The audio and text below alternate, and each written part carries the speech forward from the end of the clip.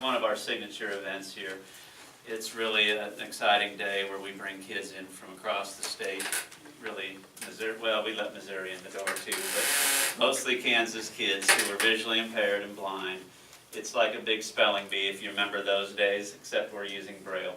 So we do competitions in speed reading, and we do competitions in grammar, and they do competitions in all sorts of Braille events, and everybody wins. It's not so much about the competition, although it is a competition. We say if anybody has the courage to get in front of a Brailler and be judged, you're a winner. So kids leave feeling good about themselves, wanting to practice their skills when they go back home. And it's a day, frankly, to show off our school and the communities. We want people to come into our school. Far too long, people have said to me, well, I've lived here my whole life.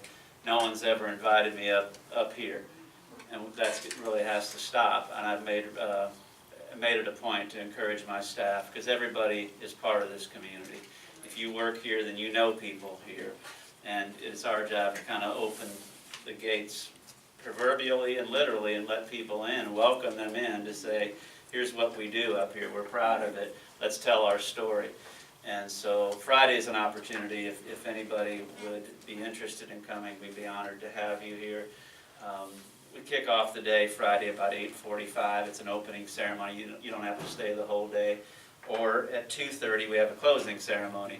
And that's a fun time when kids get the awards and we celebrate. And we do have tremendous community support. We've been knocking on a lot of doors, trying to say to our business community, would you come in and support us? Same story. They've never been asked so many times. So when we ask them, they get excited about it. They give us some money to sponsor the event. Humanware, let's see, from this community, Bank of Labor has been a tremendous booster, Hallmark, UMB Bank, and then some other smaller businesses that have really helped us out. So we're thankful. We'd love to have you come up for a bit. It gets very busy. We have to ask the city to use the parking lot at 11th and State right here at the southeast corner. They're gracious enough to let us park there. Our staff park there, and then all our guests come in. But it does get busy. If you need help, you want to come in, you don't want to walk up the hill, let us know and we'll get you a ride or save you a front row spot. We do save a few spots. So I don't want to take up all your time. I appreciate all that you do. Would love to have you. The other event I want you to plant a seed is in the spring, in September here. Last September we sponsored a walk, and it was to raise money for our nonprofit. We actually have a nonprofit called the Casey Blind All-Stars, and we invited the community to come in. We do a track meet, so our kids run a track meet, and then we ask people if they want to give a donation, $20, you get a nice t-shirt. And we had kind of a taco truck and a smoothie truck, and we had a band and some tents set up. Again, a nice way to come celebrate our community and our campus, look out over Big 11 Lake. It's the prettiest spot in Wyandotte County. It happened to be a hot day in September when we did it. We're hoping for a little cooler day next year, but again, would love to have you just stop by and be a part of our day.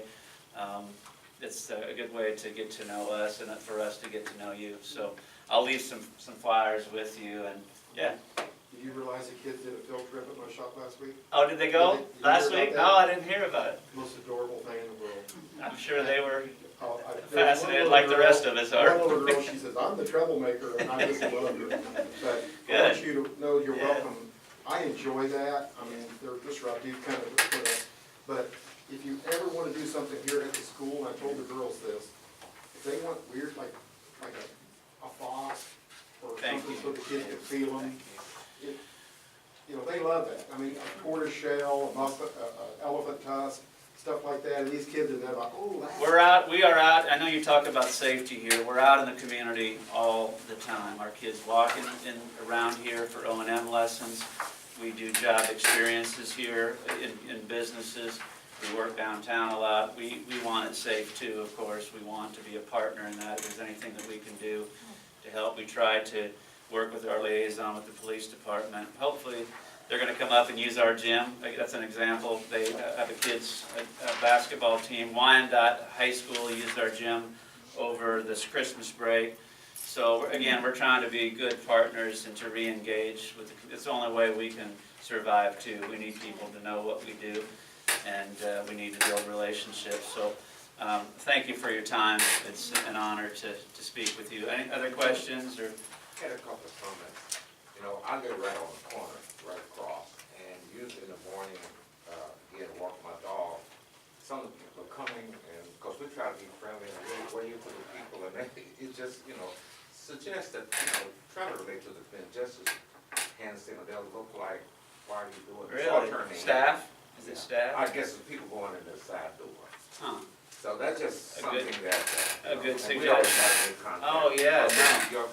And we also, I think we were able to get the BPU to come put some lighting Thank you. out there. Yes. Yeah. It helps our cameras Yeah. pick up. Thank you, yes. And you might, the BPU, they responded readily. And I don't know how often you talk to them, but we talked to the people down there, they said, well, we'll do whatever they want. So you might make contact with the Thank you. BPU.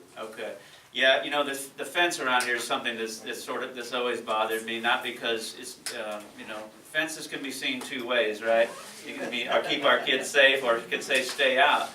We want a mix of both. We want our kids safe, but we want to feel like a welcoming place. We did get enough money to replace, I know John Martello's been here to replace our front gate and our front fence, which is more attractive, a nice sign out there. I'd like to do it all the way around if we have to get enough money to do that, of course, but we're trying to move in that direction. And anyway, I appreciate your time. Thank you, Chester, for the suggestion, and I do make it a point to say engage with people. You know, put up a hand doesn't take much to do that, right? So thank you for the suggestion. Any other questions? Hope to see you Friday. If you need any help, let me know, and we'll get you hooked up. Okay? Thank you for your time. Thank you. Okay, next up we have our state representative, Valdenia Nguyen. Thank you.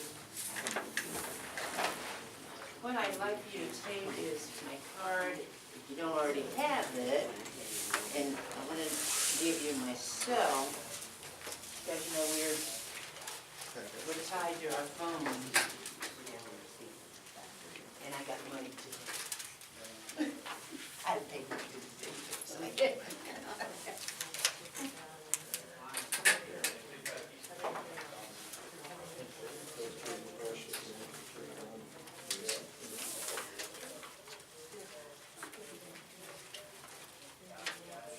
It's a two-pager, and hopefully you got it in the mail, but if you didn't, no. All right. We get them from David. I'm sure you do. Leave David alone. I'm not saying nothing about special David.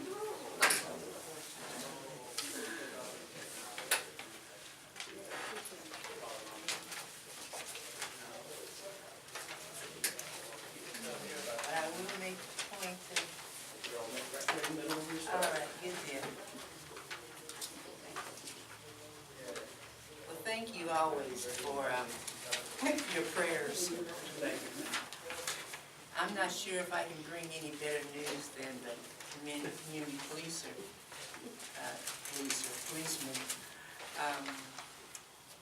But as you know, kind of like the state of Kansas has been on hold until the governor, former governor, left. So Lieutenant Governor Collier now is Governor Collier, and he gave his state of the state message yesterday. And in my opinion, his tone is different, but his policies are the same. He mentioned three main ideas. One, that since he is a surgeon, he's a plastic surgeon, he was going to run the state like a corporation. I didn't know what that meant. I still don't know what that means, and he did not say anything descriptive. You know, the biggest elephant in the room is the school finance. And while revenue is coming in higher because no taxes are getting more revenue. The report, the cost study of what the cost of providing adequate schooling for 286 school districts. That report won't come in until March 15th. The courts have given us till April 30th. The state lawyers said, actually, we should have our job done by March 1st. But as I said in this first paragraph, this would have been the third week of session. Tomorrow will be a month. I am on the K-12 budget committee. We haven't met. We met today, and we just have had informational meetings. But we're just really marking time until the report comes out. Now, that's publicly. You know, behind closed doors, there is a group who are leadership, who are trying to figure out what we're gonna do. So we're not naive about that. The other point Collier emphasized, and I told the press that I thought it was a dog whistle, because the state Supreme Court members were sitting to his right. And he made two comments about the courts, that he was, in essence, pushing a constitutional amendment for school funding. And his point was, the way he talked about it was that for the past 50 years, Kansas has been in the courts about schools. Well, you can go back 100 years if you want to, when you're talking about Brown v. Board. But for me, his dog whistle was the people need to decide about school funding. And I told the press that that was a signal for a constitutional amendment for school funding. That the legislature is the one that appropriates money. The courts can't tell you what to do. And the courts were sitting to his right. The second issue he mentioned that has not been brought up in about 2 to 3 years, more restrictions on reproductive rights for women, abortions, and others. Not that the people have changed that much, but it's kind of like, that's an issue you don't want to fight about anymore. But he did mention that the state constitution, according to his interpretation, was pro-life, and that the people need to decide, not the courts. I mean, he didn't point to the courts, but he may as well have, need to decide. So that for me, he said he would promote 2 constitutional amendments. One for school finance, and one for abortion.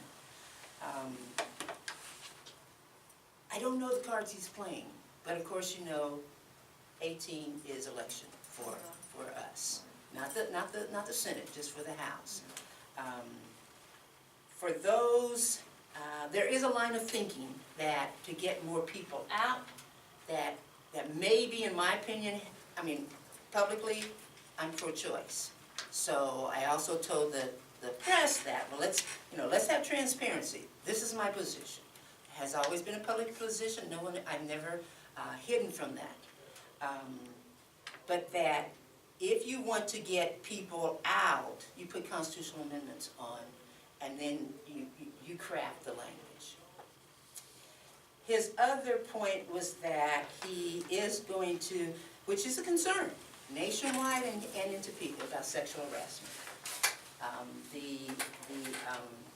The legislature has had some light shining on it because of claims of sexual harassment. So we all went through an hour, very lightweight, definition kind of thing. What is sexual harassment? And you sit there and go, well, this is really going to deter it. The Women's Foundation came, offered some suggestions. The leadership says it's too radical. And that would have included having an independent reviewer, having a liaison, so that if an intern felt that he or she had been harassed, there would be someone to go to. On the back of, and it's supposed to have been there, transparency, bottom of page 3. Kansas City Star and TV5 have been doing a lot of stories about how little transparency there is in Topeka. And the link to those stories is on the back. But what one of those stories said was that the interns now have to sign a disclosure so that says if they have, whatever goes on in the offices stays. It's like whatever goes on in Las Vegas stays in Las Vegas. So they've been having to, it's kind of like a gag rule. They had to sign a gag rule. Well, for me, that is silencing them and putting a lid on them right now. You will not be able to be an intern unless you not tell us what you see around here. I had no clue. I've been there 18 years, had no clue that they had to sign that. I think very few people, but the Star revealed that there's very little transparency going on. So a group of women have introduced, I co-signed a sexual harassment transparency bill, and we'll see if it gets a hearing. That's one way, leadership can squash things. The Judiciary came, said that many of the judicial workers the wages are so low for judicial workers that they have to take food stamps. And so that we'll see how the judicial budget is addressed. They've just now starting to do their budgets. So that's where the state of the judiciary on the bottom of page 1, the Supreme Court Justice comes and gives his message. And the most striking thing that he said was that